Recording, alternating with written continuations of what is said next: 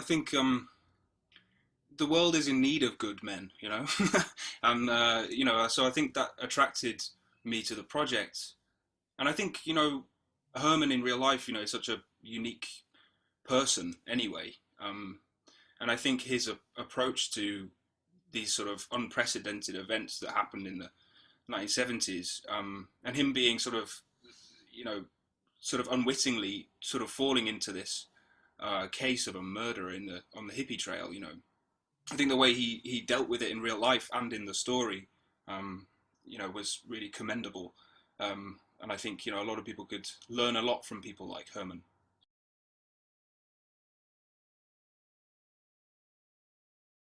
I think our experience as a man, the experience of the world, is such an interesting one, particularly today. I think men are having to learn a lot and very quickly about what masculinity really is, and also how it can be put to good use and how it can be put to not so good use. And I think we're in the sort of climate around masculinity and what it is to be a man at the moment is in a state of change. And that's both really exciting, but I think as a young man, it can also be very sort of daunting to sort of make sense of it.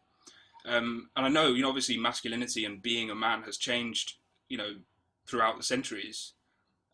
But I think possibly, I mean, I couldn't say because obviously I wasn't alive 100 years ago. But it feels like it's a progression, a move in lots of ways, in a really positive way. But what it means at the moment is because we're right in the center of this transition, I think a lot of young men have a lot of work to do to understand what it really means to be a man. So yeah, it can both be, really good, and sometimes not so good.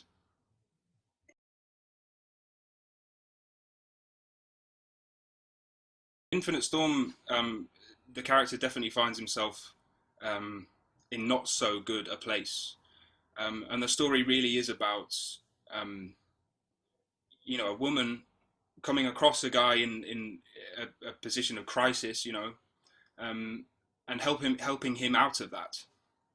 And really, particularly with mental health, and the story has a lot to do with that.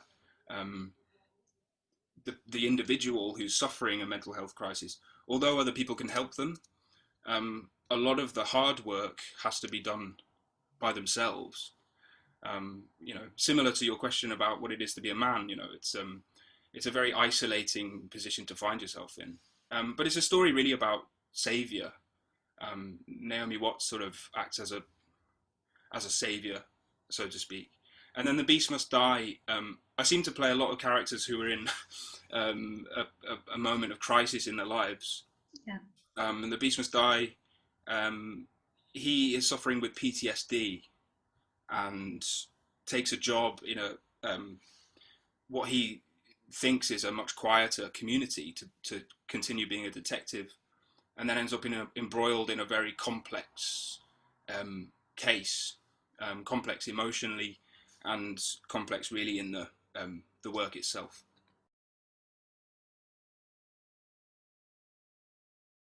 I think I often wonder whether I am drawn to those projects, and that it's a sort of coincidence maybe, or perhaps I do well in those particular auditions because I'm drawn to them and drawn to those people and the more sort of problematic and darker facets of humanity. I mean, I think growing up as a person rather than as an actor, I was always drawn to the darker parts of our humanity and our shared experience of the world. And I think that's possibly a family trait too, Um, um, and I guess for a long time growing up, I was perhaps scared of those things. And now I'm sort of both scared and fascinated. And I think, our desire to understand those things, a lot of people watch, for instance, true crime, because they are fascinated by what drives someone to enact those kind of, heinous things, or what drive, what the pathology of it, I think we're very scared of the sort of intractable side of our humanity, in that, our genes dictate who we are and what we become. How much control do we actually have over who we eventually become as human beings? So yeah, I don't know. I've always been interested in those things, but I've always, wanted to pick out the light parts, in those depths of treachery or darkness. Yeah.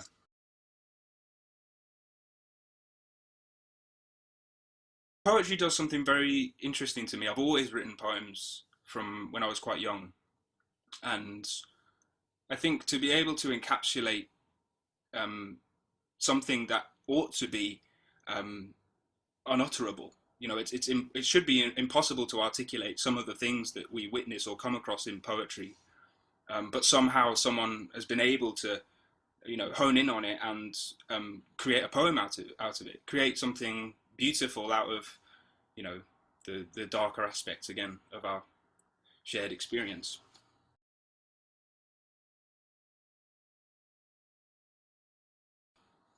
It's funny. I, I I was pretty poorly behaved in school, and my English teacher was the most infuriated of all my teachers with me because she really saw that I was able to write, and that I had a skill, an aptitude for that.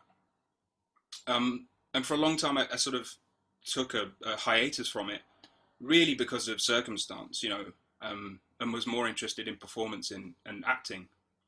And then it sort of had a resurgence, and I started to pay a bit more attention to it. What I also realized is that I collect notebooks. So I have just piles of notebooks that are, four-fifths full. And I get really frustrated with myself because I go, well, I've got all these notebooks, but I haven't done anything with them, you know? So actually, I'm at a point now where I've got these notebooks. I'm kind of excited to go back through a lot of these ideas and maybe turn them into poems or stories or, whatever it might be. Um, I think, you know what? This might sound a bit cheesy, but I think creativity is my passion. I suppose actually the medium or the expression of that sometimes to me feels kind of arbitrary. It just so happens that professionally I'm an actor, you know, but I sort of prefer to think of it as storytelling, because I see the crossover. It is interdisciplinary. There's nothing more, I don't think, interdisciplinary than filmmaking, and you're working so closely sometimes with writers and directors and and DPs as well. Um, and what I really excites me is being surrounded by people who not only are perhaps at the top of their game, but are really enthusiastic and passionate about this expression of their creativity. Um, I, you know, I think there's always room for more of it. Um, and whatever I end up doing, I do write now, and I'd love to, you know, master painting maybe, in the future. Who knows?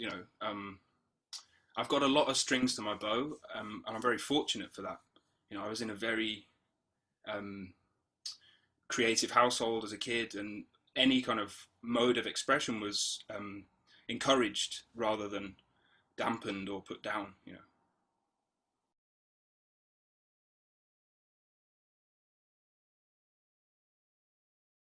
I think it's been a sort of a burgeoning interest of mine.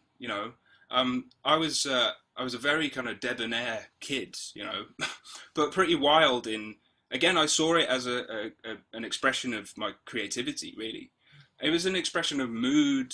How I felt at the time. My outfit would reflect that. I went through a period of just wearing black, and occasionally now I will just wear black, and it has to do with me reflecting on things or being contemplative. That's what I associate wearing black with. And yeah, when I was younger, I used to wear these crazy cool outfits. That would just I would wear lots of primary colours. And occasionally I kind of think, why can't I do that now? I suppose I could. Why not? It yeah, fashion and style really does interest me, but I consider it as an extension of creative expression.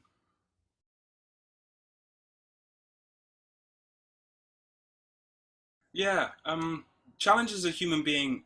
I think lockdown and I don't want to put too much emphasis on this, but spending a lot of time alone and having that solitude has really made me rethink the whole map of my life. What it's really made me consider is actually having more direction and being a little bit more goal driven. Because I never have been. I've always liked sort of feeling my way through things and seeing where certain things or decisions will take me. So I would never really plan for the future necessarily. But having had that solitude, I've sort of thought back on this and gone, do you know what? Actually, I want to be ambitious. I want to be the same level of ambitious as I was when I was in my early 20s. And, I sort of said, you know what? I want to direct. I've written these scripts and that's what I want to do. I want to see where that takes me. I might be rubbish, who knows? But I've just sort of decided that is something I definitely want to do. I think it's a grey area. I don't necessarily make a distinction between actor and person because I consider myself an artist, and I think being an artist is a lifelong thing, and it has to be your lifestyle. So really, there is no distinction between what I do in art and what I do, outside of it.